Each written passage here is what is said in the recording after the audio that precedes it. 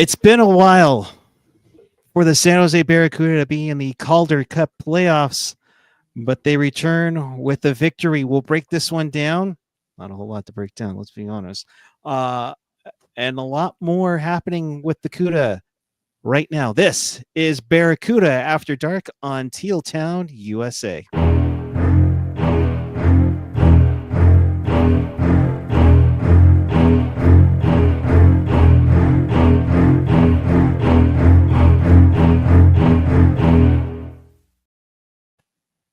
Good evening, everyone. It is April 24th, 2025, and the San Jose Barracuda shut out the Ontario Reign 2-0 and take a 1-0 series lead in their first round series in the Calder Cup playoffs. We welcome you to Barracuda After Dark here on Teal Town, USA. This is your live and interactive Barracuda post-game show. So if you want to be part of the show, chat with us and fellow Cuda fans all over the world in Cuda country on the YouTube page or the app. You can always follow us on the social.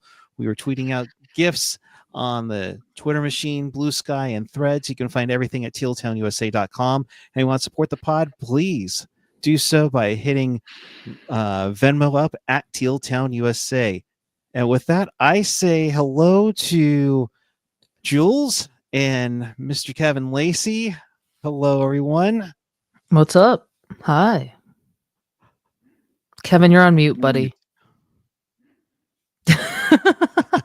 There we go. Howdy. If I'd known we were doing wide shots tonight, I would have dressed up the background a little bit. So maybe I could step away for a moment here. But hey, no, there's quite a bit to talk about. We won. You know who doesn't have anything to talk about? The team that had no shots in the third period. Yeah.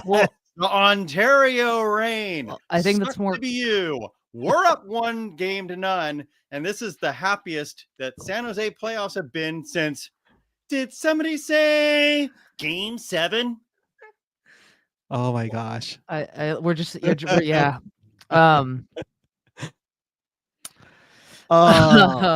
It's fun to have so this is what playoff hockey's like. It's been let's be clear here. It's been the first time in 4 years that the Cuda actually played in a playoff game. Granted, meaningful games in general. Let's say that. Okay, I think that's fair.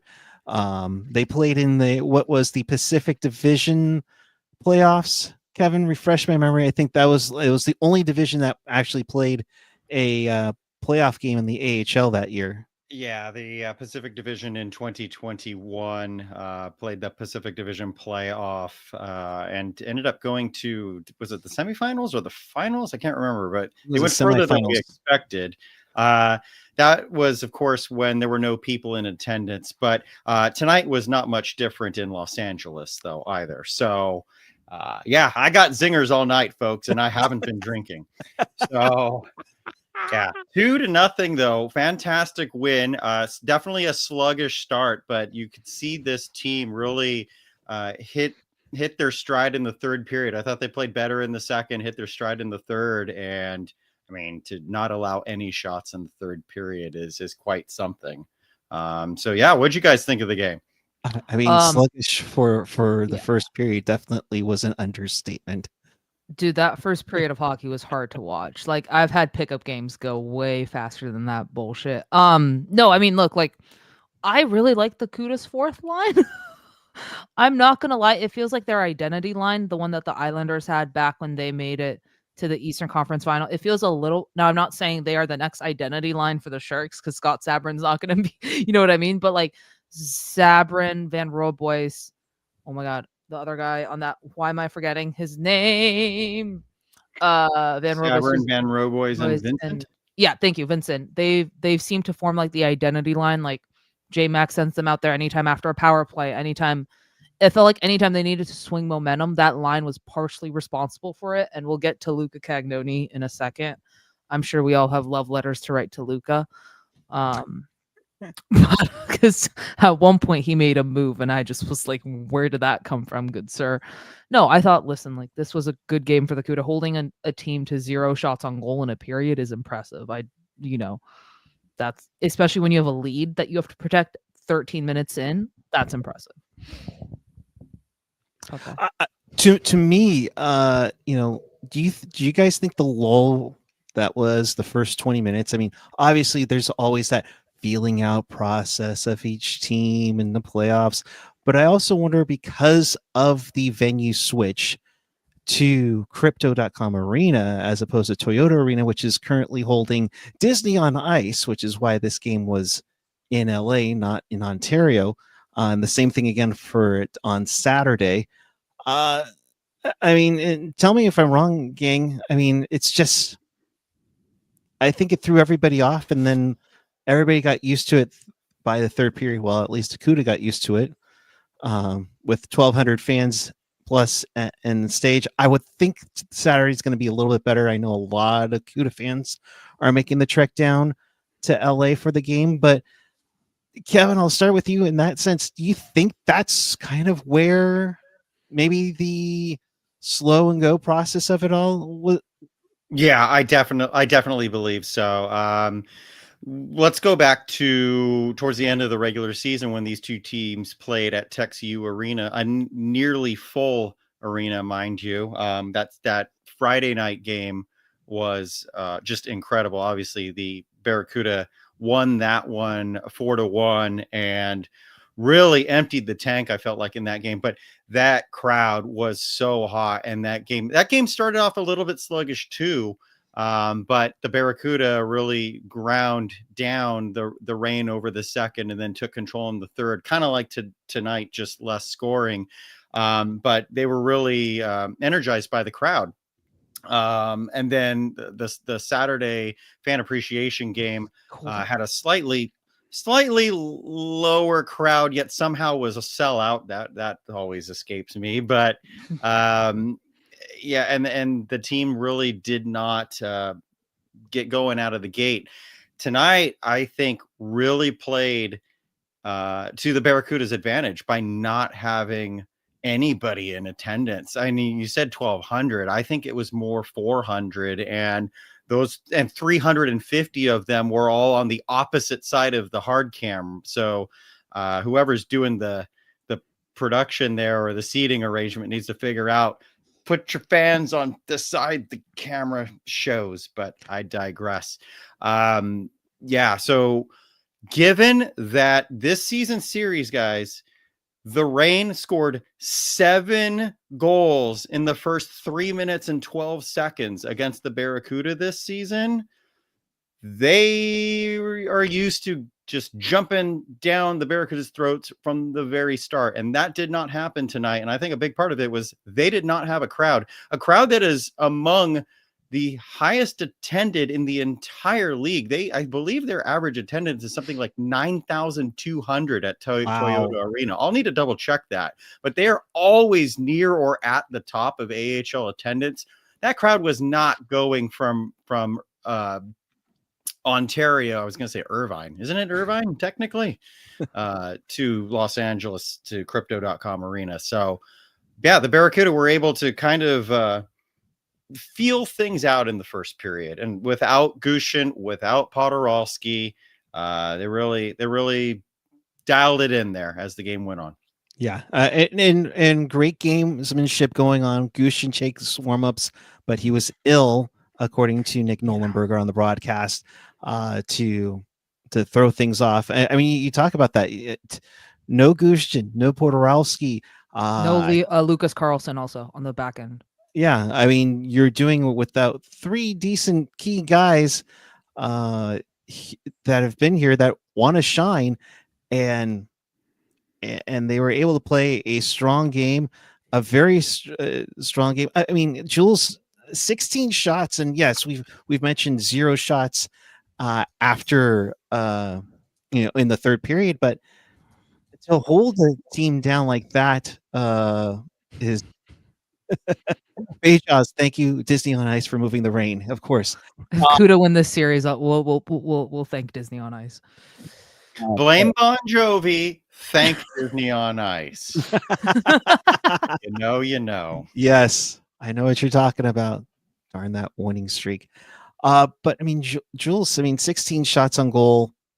Askarov does his thing, and I mean, Askarov's gonna have his flashes, right? I thought he played it. I don't think the Cuda gave him like he had that breakaway by Jack Stanika, which was just kind of bad line change, bad everything by the Cuda there for a few minutes.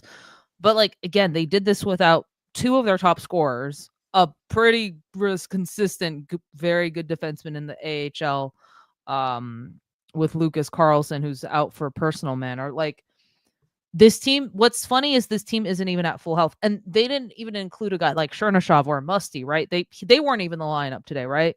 Right. So you think about it, if they can just survive until a Portorowski gets back, until a Gushin gets back, until a Lucas Carlson gets back, like they didn't play badly. Like that fits their style. Like they are becoming like Regenda's been a sensation, I think, for the Cuda. Dewar, I thought, had a decent game. Luca Cagnoni's been a revelation for the Cuda, right? Like, they're doing this without arguably two of their top players all year, right? So like, that's when, and again, holding a team to 0 shots is not an easy thing to do. I don't care whether you're in the AHL, NHL, or ECHL, right? You can be in any league. Like, that is a hard thing to do. Luca Cagnoni turned over the puck, right? Alongside the boards, right? Immediately blocks the shot right after that. Like, look, it's one game. You have to win one more, and the Reign are going to come out with a push. We all know that, right? But Right. I think if they can survive the first period, not down 1-0, they have a pretty good shot to put this in the bag on Saturday night. And again, I think to use the neutral ice advantage. I mean, yes, it will probably be a little bit fuller on Saturday night. Let's be honest here, but I think also at the same time, I think you take advantage. You don't want to go to a third game and move to Ontario. It's a huge one indeed. Let's get to the couple of highlights that we have for goals here.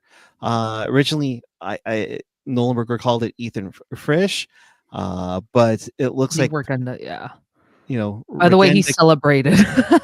I know. So I was actually talking with Nick about that, and he is insistent that is Ethan Frisch's goal. Now, I don't know how Regenda could have deflected that, but the way Regenda celebrated sure made it. Oh, you're gonna slow it down, yeah. Go on. I mean, tough. That's really hard to tell. I also am like semi-blind. Well, it blurs. Oh, there it is. I just saw it. Go back. Okay. So I'm assuming that little blurry thing right there. I think it touched, or unless that was the defenseman's stick. Like right there. Okay. Yeah. All right. Yeah. I don't know. I'm not going to argue Nick Nolenberger, but good for Ethan Frisch if that's his goal, right? Like, man, my main man, Ethan Frisch. You mean your main man's not Nick Cicek? Sorry, come on. Why? I had to. I'll never understand how Nick Cicek got an NHL contract and Ethan Frisch is still sitting there on an AHL contract on the first defensive pair with Luca Cagnoni, as he has been for most of the second half of the season. Anyway. Oh, I love poking bears. All right. Kevin digresses. But what a pickup Regenda has been in that trade. I mean, that's a huge pickup. I thought he's been a spark plug to a team, which I think Ian was mentioning it on the Discord tonight. Really didn't have a 3-game winning streak, I think, since December, if I'm not mistaken. There have been a couple of 2-game, winning streaks, but nothing over 3. So that's crazy there. I want to talk about Regenda, but elite prospects is being dumb here. So bear with me for a minute. Real quick, Shang Pang just tweeted this. Barracuda playoff motto is "Be a pig." Apparently, that's what it says on the back of the shirt Pavol Regenda is modeling. Puckguy, you have to demonstrate. Okay, I'm sending this to you. You have okay. You have You have to. This shirt is amazing. I'll text it to you. So Pavol Regenda, what I wanted to, obviously Justin Bailey was great for the organization last year, coming in as a veteran player for the Barracuda, but then getting called up to the Sharks and never coming back. This season didn't really go so well. So and for Bailey in San Jose, and it wasn't going very well for Regenda in San Diego.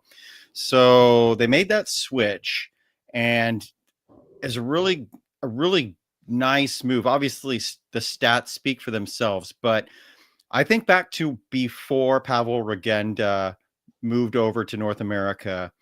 I remember watching him playing in 2 or 3 world championships for Team Slovakia, and he looked just amazing. Like, he thrived in that tournament. And I mean, I think he's been fantastic for them outside of the first couple of weeks that he joined the Barracuda. I think he's been outstanding ever since he found his stride. But this is a player who elevates his game in the playoffs. And I think that is the kind of work ethic and determination that you need to have guys like 25-year-old Pavol Regenda, or maybe 24, rub off on young players like Zach Ostapchuk and Ethan Cardwell and Philip Bystedt and everybody else who are playing in their first career playoff game tonight. So hats off to Regenda. Hats off to Scott Sabourin, who I thought played a really strong game, even though he didn't get a goal. I thought both of them showed some serious leadership here in the playoffs.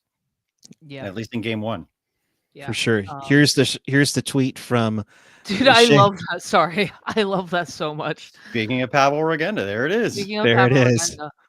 Be a pig. That's what it says on the back of the shirt. I'm sorry. That's so funny. All right. That's hilarious. Look it up if you're listening to us on audio.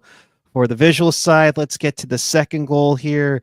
A nice breakup here by Kenyoni that sets up the odd man rush, helps out that one of the Reign players slips. But this was a beautiful sauce right to Bystedt. That was the dagger on the power play. I mean, Jules, your boy Bystedt, you have his jersey. Your thoughts? No, I mean, listen, I think someone mentioned this in the Discord. It was funny because I think it might have been Skylar right before that they almost gave up a shorthanded goal. So for them, Luca Cagnoni makes it's not in the clip here, but Luca Cagnoni made, actually, no, it's in the clip. I'm a complete idiot. Don't mind me. He makes a really good defensive play there. And then uses his transition skills to basically feed Colin White, and then that's how they get that basically a 2-on-1, or even a 3-on-1 even.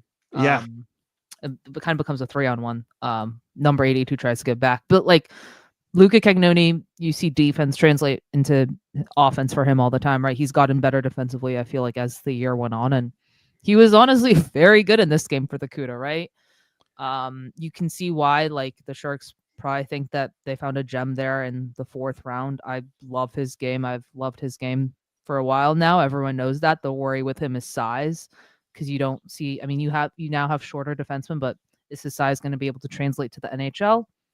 We'll find out. But I think that whole play was started by him making a defensive stop, right? And then transitioning the puck up to Colin White. And Colin White's also, I think, a veteran that's been a really nice add for the CUDA this year. The Barracuda noticed the 10 or 12 or 14 games that Colin White was out with what I think might have been a fractured foot, but there's no proof of that. But they really missed him. Yeah. Their worst stretch of the season was when Colin White was out of the lineup. So yeah, good call there, Jules. And yeah, that Cagnoni play to break up the 2-on-1, to me, that was the play of the game. Yeah, fantastic. Sure. Yeah. Sorry, go ahead. No, go. It's those little things. I mean, we talked about. I think we gushed about Nick Bonino breaking up or blocking a shot a few years back, and just those little things that set up a big thing, which is breaking up a shorthanded chance with a smooth precision, then looking down ice, finding Colin White for that, and just to get back to my biggest thing is keep chomping with this team, no matter if it's go to the net, it's stay body checking, break up a play, block a shot, just keep doing what you need to do, and and it all worked out in that sense. It was a great team play. And yes, Cagnoni, great job, man, because it's just one of those things that you're going to need to do down the stretch for the next 2 months if that's the goal. What I also love about the Kudas, they didn't, after they got that first goal, right, they didn't hold back. We saw the Sharks do that a lot, where they do the just like, let's dump and chase, let's play fun, let's just throw away the puck, right? They didn't really do that. They didn't shoot the puck for some odd reason tonight, like whatsoever. In the first period, they gave up like 18 times. Where I'm like, why are you not shooting that? Like, what are we doing here? But what I liked is that they didn't just sit back. They kept pushing, right? We asked the Sharks to do that a lot this year when they had a lead. They just started sitting back and getting on their heels a bit, right? No, the Cuda did the reverse actually in the playoffs. They, we're gonna push back. We're gonna keep them to 0 shots on goal, right? Like again, they outshot them 9-0 in the third period. That's good. That's good hockey right there, right? That's what we want to see, especially from some of the young guys, right? So Yeah, and I also think the young guys are just going to get better, because you could tell they were gripping. I think a few of them were probably gripping their sticks a little tight tonight, but like you can tell like the young guys are going to get better. Ethan Cardwell's going to pop. Colin Graff's going to pop. So yeah, there's that. definitely. And what I was expecting Ontario to come out with brute force in this game, like they have for most of the season when they've played against the Barracuda. And again, kind of going back to the crowd atmosphere was not the same in that building, but that was not the team that I expected to see the Barracuda play against tonight. So I'm curious, very curious to see how Ontario, Marco Sturm adjusts on Saturday at 6:00 in that same atmosphere. Like you said, probably be more people in the seats, maybe 4,000, which is decent, for AHL. But yeah, just not the same thing, and not the same team. And the Barracuda, they bodied up. They have Regenda. They've got Ostapchuk. They've got Hache. Hache leveled someone. I can't remember who. Killed him. Hache leveled someone in the third period, and then Scott Sabarin, another big player, goes and picks the puck and picks up the puck and transitioned out. Like the Barracuda did not have their most skilled lineup tonight, but they certainly had one of their more physical, and they didn't necessarily have to be, but they did show it when they needed to. And so you were talking about the great fourth line of Sabrin, Vincent, and Van Roboys. And it makes me happy that with a roster of currently 32 healthy bodies, plus someone on paternity leave and a couple injuries here, but 32 bodies, and Hool, Van Roboys, and Vincent, the guys who crowned it out all season long, they remained in the lineup in this game. Yeah. Hool obviously got in because Gushchin was out sick late, but still, it's nice to see the dogs you bring to a fight get rewarded here in the playoff atmosphere. Yes, there is Musty. Yes, there is Chernyshov, and it would be exciting to see them play some professional playoff games, but you can't take the guys who got you to the dance out of the lineup at this point. So I want to see, Kevin, I'm curious if you agree. I don't know if you heard this part or not, but if the Cuda can make it out of, so next game, the first period, if they can make it in the first 5 minutes without letting Ontario score a goal, in my opinion, their percentage of winning that game goes up 1,000, right? Just because, like, okay, so yeah, I think Puckguy can also agree. Like, if they can survive those first 5 minutes without the Reign scoring, their chances, that first push is always going to be the hardest, right? So, like I said, 7 goals in the first 3 minutes and 12 seconds against in 8 games, regular season games this season, and one of those games was a shutout for the Barracuda. So really, that's 7 of the last 7, 5 in the last 3 entering tonight, and then there was another one where Ontario scored like 7 minutes into a game. So the first period is where the Reign have really tried to seize games. And the Barracuda have recently shown susceptibility to that. So even though both teams kind of looked unprepared in the first period, you're absolutely right. The Barracuda need to be ready for the Reign to bring a fury on Saturday night. Yeah, it's gonna. The crowd's gonna be a little bit bigger since it is a Saturday night. It's 6 p.m. start. It's gonna be a little easier for people to get out there. It's just. I wouldn't expect the same first period on Saturday. That's for darn From sure. both teams, I think also. Like I think the CUDA come out stronger also on Saturday. Like if they can translate what they did in the third into Saturday, they'll be golden. Right. AJ mentioning per JMac, it wasn't gamesmanship. They wanted to see how Gooch felt when they tried him out during warm-up rushes, but it just didn't feel well. He should be an option for Saturday if he feels better. The CUDA are gonna have so many. Like once they get everyone back, I'm curious what the lineup even looks like. Because good God, I am definitely a little curious because Gushin, seeing if he can go. Hull does not bring that same type of game. Right. But he was the 13th forward who was dressed for warm up. I'm curious if Gushin still isn't healthy enough to play on Saturday, if you have Chernyshov slide in there in that spot instead. But still, nevertheless, it's nice to see Hull did not get in games there at the end of the season. So it's nice to see that he's still a big part of this team. Right. And he almost scored with like 3 seconds left in the first period on that breakaway too. So speaking of nearing the end of a period, let's go to the third period. And I know AJ was asking about this. Someone explained to me what the refs were smoking on that third goal, quote unquote. Calls like that keep you in the A, boys. So explain this to me, because I'm kind of in the same sense, but I guess it's where the puck was being or was going in such. I'm not honest, sure. I was shocked they even called. Yeah, I think they're banking on Sabrin getting that puck and basically Colin White. So not Fudge. Sorry. Colin White getting the puck and I guess getting it into the net. But I honestly didn't think they should have even awarded the goal to begin with. I might be the only person who thinks that on here, but I thought that was originally just a dumb thing. I was a little shocked because you're banking on a lot right there. You're banking on him getting the puck and then for him to somehow make it in the net, right? Because the puck's going not even towards the net. It's going wide, right?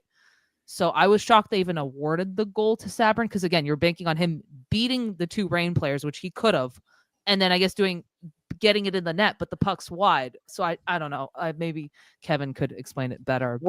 So there's two different things to look at. I'm going to sound like Dave Jackson or something here. There's two things to look at on this play, guys. So the first one is Colin White going on a breakaway, or rather, it's not even necessarily a breakaway. Is he uncontested? Is he the lead player in on the rush? And I believe he absolutely is, even though it's only by a half a step. He is going substantially faster than Fagimo, and I can't tell who the other. I think it's Hicketts is the other player, and Hicketts who drew the hooking penalty there. So I absolutely believe it should be a goal in the sense of White was the lead player in, and he was gaining distance on the two Reign players. Where it should not be a goal is that White was never going to catch up to that puck that was already clearly going wide. So I'm okay with I'm glad you want to talk about AHL officiating.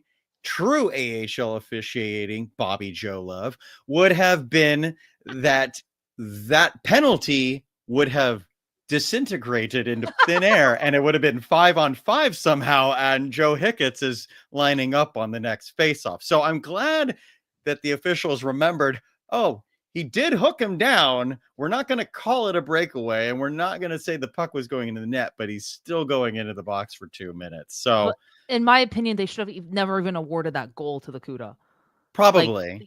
That's the thing, because I know Marty's saying, but the rule is that if you're otherwise going to score the goal, you are taken down, the goal is awarded. Right. But there is no, I guess. I don't know.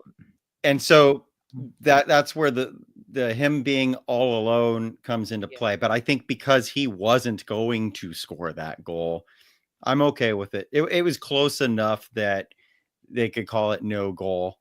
in that case. I'm still trying to figure out how Jakub Stopchuk gets punched in the face by Gus at the end of the first period. Yep. Stopchuk gets up, joins the scrum, and gets the only penalty after. So yeah, because once you get punched in the face, now you get to go to the penalty box, right? Like is he supposed to just turn around and go, "Oh, good punch. Way to clock me. Way to clock me away from the officials there, pal." Like, I found gonna jump in. That just didn't make. And Ben Betker, all like 6'5", 240, 100+ penalty minutes, like every year of his career. He's the one that said, "Oh, a Stopchuk's too much of a goon in that situation." Get real, Ben Betker. Good lord. But Anyway. I mean, it's kind of funny how what's the Reigns captain's name? I'm sorry, I'm blanking out. Ricketts, was it? Joe Hicketts. Joe Hicketts. Joe Hicketts like 5'7" and a little. But I love how Ostapchuk plays with his visor. Then he's like, "Oh, did you see that? Did you see that? I mean, did you see?" I'm like, "Oh my god." Yeah. Joe Hicketts is the school. little runt player that you hate playing against, but you love to have on your team. I still remember him being a pain when in 2017 when the Barracuda played Grand Rapids in the Calder or the Western Conference Finals. Yep. Man, these names go back, folks. These names go back. Oh, I have a question that I received by Twitter from @T79665 who says, "How many games do the Barracuda need to win to advance?" Well, in this round, one more. So it's a best of 3 series, and the Barracuda won 2-0 tonight. So they're back at it Saturday in Los Angeles again. And if the Barracuda win that game, they'll finally have home games at TechCU Arena. Yeah! But until that point, it's still to be determined. If they lose on Saturday, then Game 3 will be in Ontario at Toyota Arena at 7 p.m. That's Monday. Yeah. And you would think that it's going to be rocking for that. Just a quick wraparound of sorts for the AHL. Coachella Valley's up 1-0 after winning a triple overtime game. So I believe they play tomorrow. Of course, the CUDA are up 1-0 and can close it out on Saturday, as Kevin just mentioned. Earlier tonight, Tucson forced the third game, beating Abbotsford. Good on Tucson. And keeping hockey alive in Arizona. Good job, guys, before you move to Reno eventually. Rockford up 1-0 in their first round series with the Chicago Wolves. Oh, that's a little awkward. Cleveland up 1-0 on the Marlies.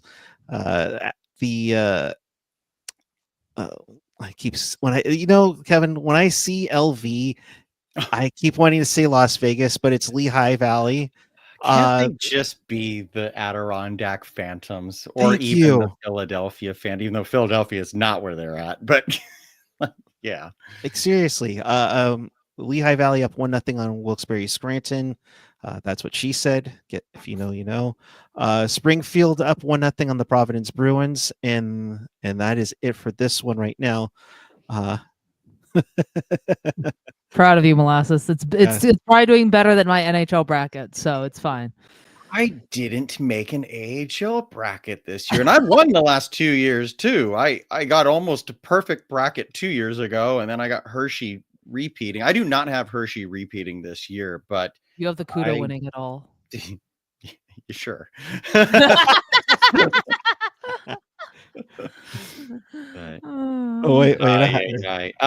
Ontario has now fallen to 7th in the AHL with an average attendance of 7,568. So, jeez, only 7,000. Only 7,500. 7,500. Hard times in Ontario. Right. When's the relocation? Yeah.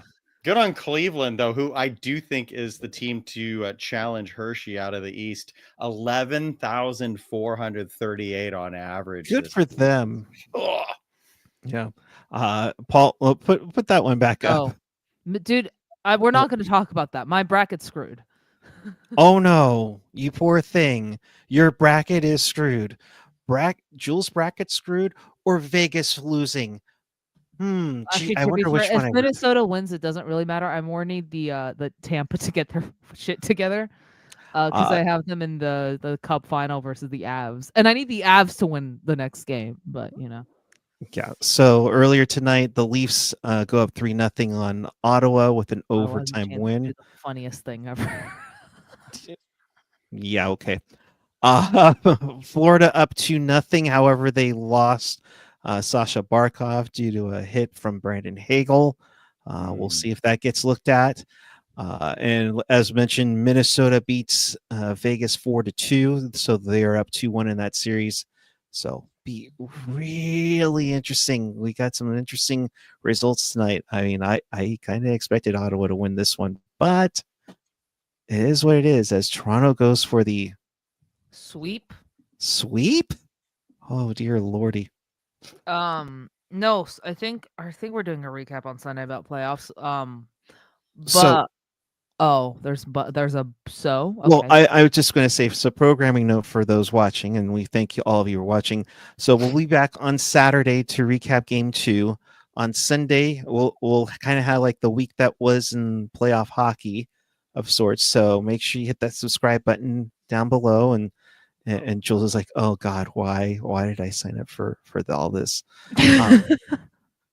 But we'll have Ian on Saturday night. Jules will get we'll the get night off. Ocean Rinks. No, I'm on Saturday. I'll go on. Never mind. We'll You'll get go on? Ocean Rinks going. Also, we'll bring those back.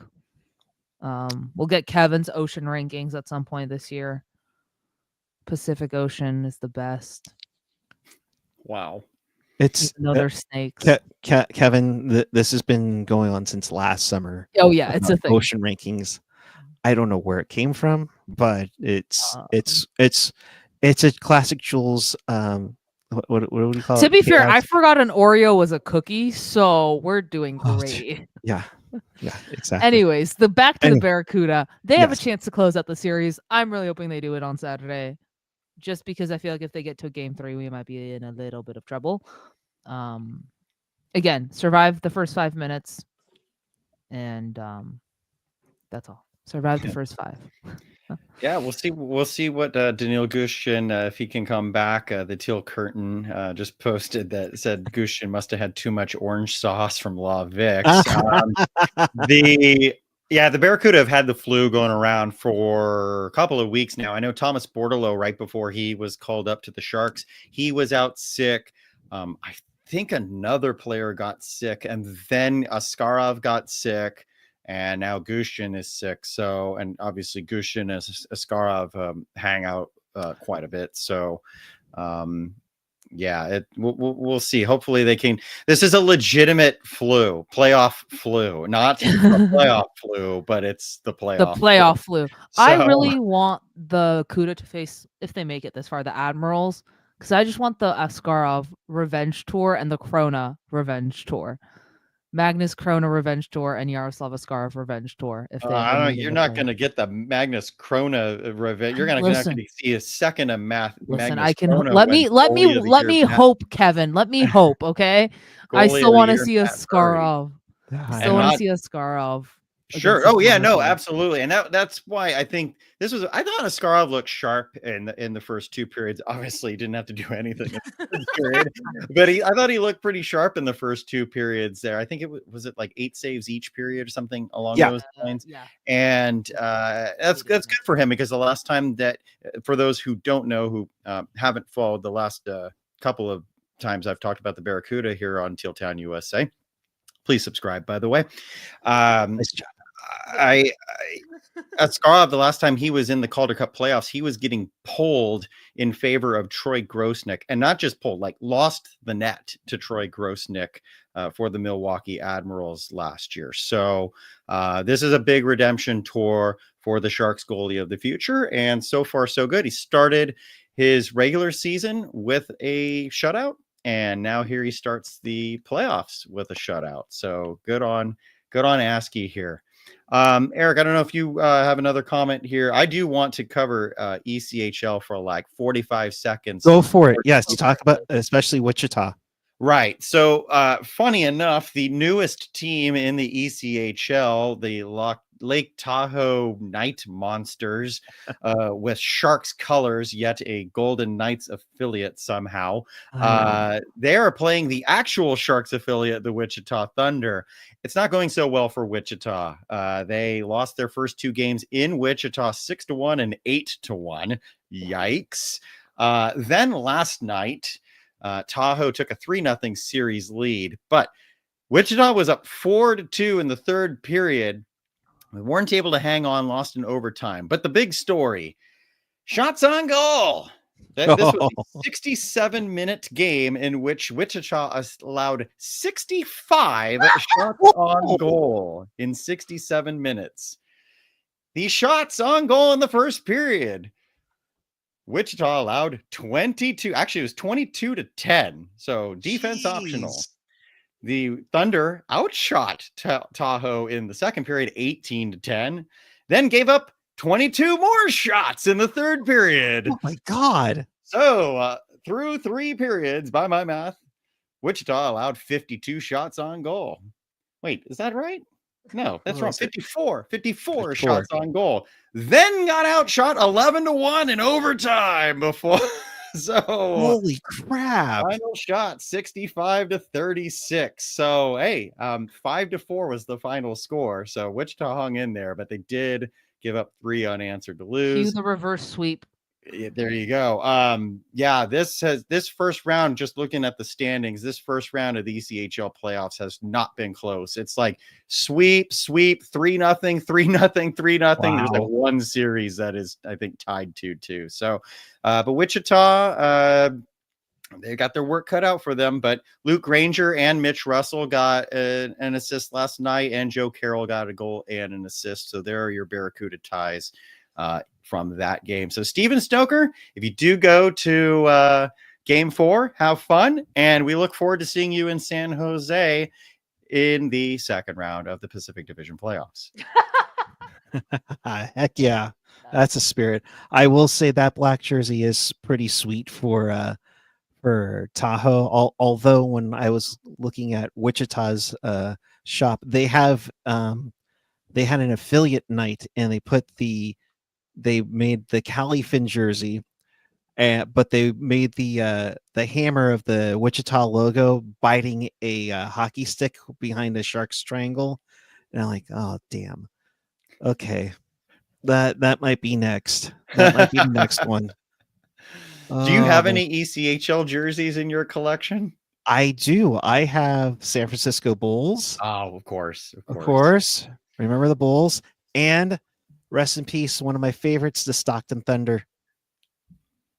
One of my faves. But yeah, no, that Tahoe black jersey looks really sweet, but it's like freaking Vegas, man. But I saw that alternate jersey for affiliate night for Wichita. I'm like, okay, that's pretty clever. I might have to jump on that.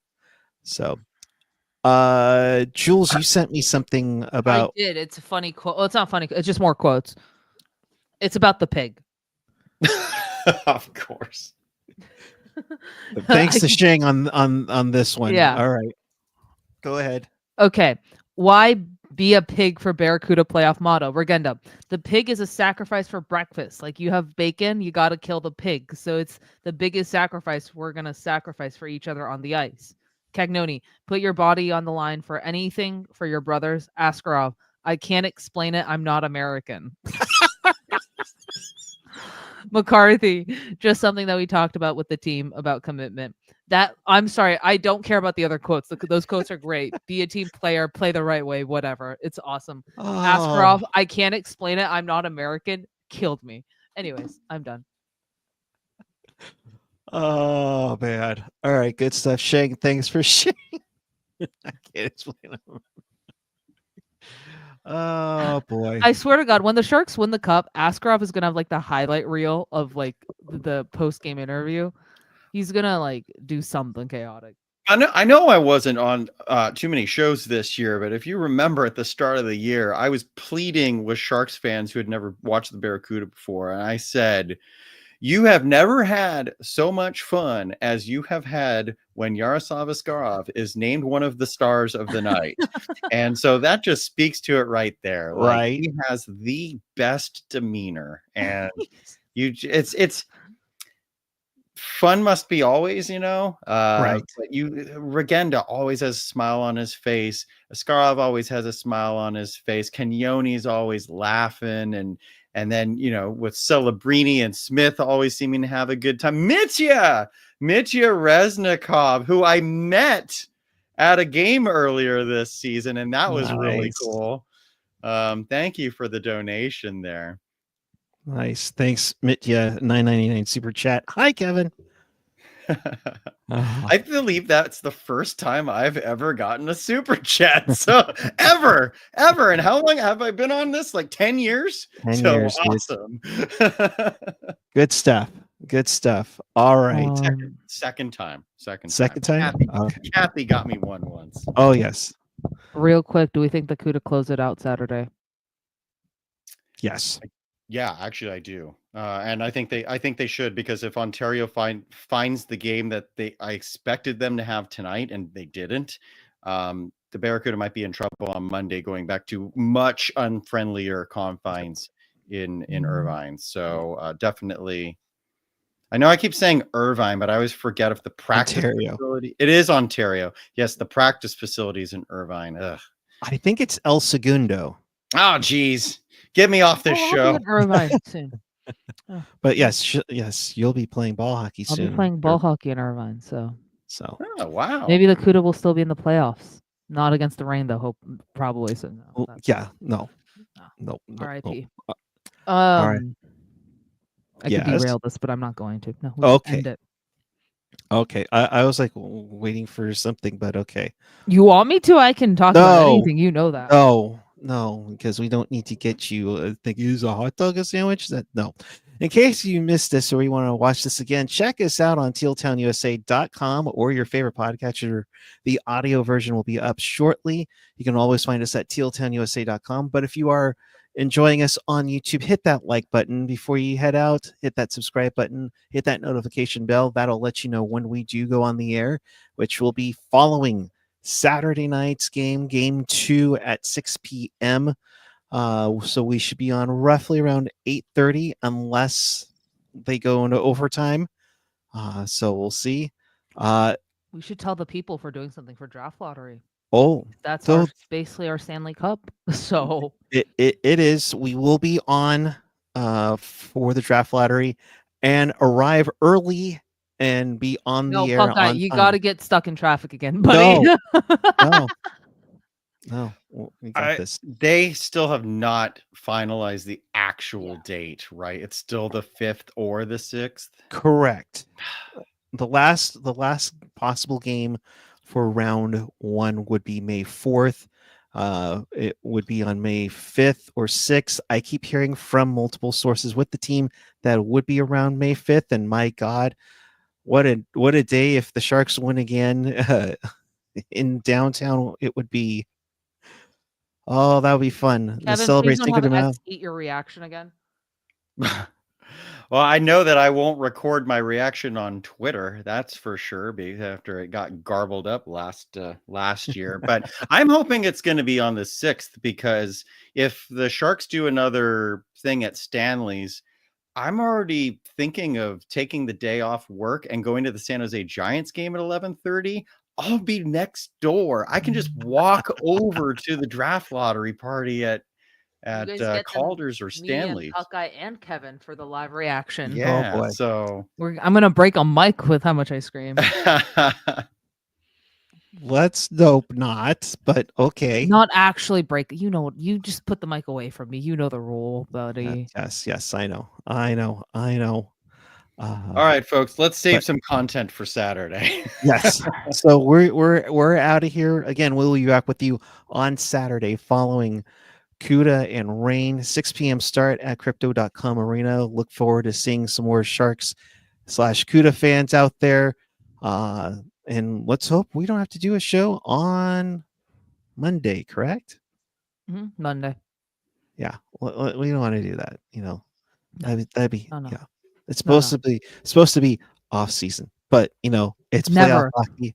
I'm excited for it. It's going to be great. And honestly, I know the seat behind Kevin's seat is still available for purchase. I want to purchase that seat, and maybe we do a live Barracuda After Dark for round I want 2. to join you in purchasing that seat. So Oh let's lordy! make it happen. Until then, thanks for watching. And No final thoughts. oh yeah, Kevin wants final thoughts. I'm sorry. See what happens when I have a week off from doing the show. Jules, I'll start with you. I'll let the grand Smart. finale from Kevin afterwards. But your final thoughts. Get a win on Saturday, and then you'll see. We'll actually celebrate a little. Actually, just get a win on Saturday. That's all. You got it. If you play like you did in the third, you have nothing to worry about. Absolutely. Kevin, appreciate you being on, my friend. Thank you very much. Your final thoughts. So first off, Luca Cagnoni, I really did think that was the play of the game to break up that 2-on-1, because as Drew Regenda likes to say, and obviously he was doing the broadcast tonight, first shift after a goal, Randy, first shift after a goal. And that was the first shift after the Ethan Frisch / Pavol Regenda goal. So that would have been a dagger for Ontario to tie that game. Instead, puck goes the other way. Philip Bystedt eventually scores. That game was over. Good night, folks. So again, my number one star just for that play alone is Luca Cagnoni. But what I did want to just mention is two-time NCAA champion goaltender Matt Davis signed with the Barracuda earlier in the week. That was very startling to me. I figured he would get an NHL contract given that his pedigree. But as I have mentioned before, I don't trust stats for NCAA goalies. So we'll see what happens with Matt Davis. But no risk at all with this signing. If he doesn't pan out, he doesn't pan out. But huge ceiling on the goalie based on what we've seen him do in NCAA. So I love that signing. And yes, he is eligible for the playoffs I think the main thing is going to be if Askarov's health fails him. But he's eligible for the playoffs if he signs an ATO like the goaltender for Calgary, whose now suddenly name is escaping me, Arseny Sergeyev, I believe. He signed an ATO today, so he's available for the Wranglers in the playoffs. So we'll see what happens with Davis, but hopefully it won't come to that. Hopefully we'll see Davis in a Barracuda jersey next year. So thanks for having me on, guys. No, appreciate it. And thank you for clarifying that, because I know there's always confusion as for eligibility and everything. So They thank make it you. as complicated as possible. Absolutely. My final thought is let's get this done. let's make this happen, gang. I mean, when was the last time did they win in 2019? Did they win a series in 2019, Kevin? No. No. Yeah. It's been since 2017. I'm almost positive. I don't have it up right now, but I'm almost positive. Yes. Gotcha. All right. So that'll do it for us. Again, we'll be back with you on Saturday following game 2 of Cuda and Rain. Until then, keep it real, keep it teal, keep it real, Teal, and be careful of that teal, because Teal bites back, apparently. Good night, everyone.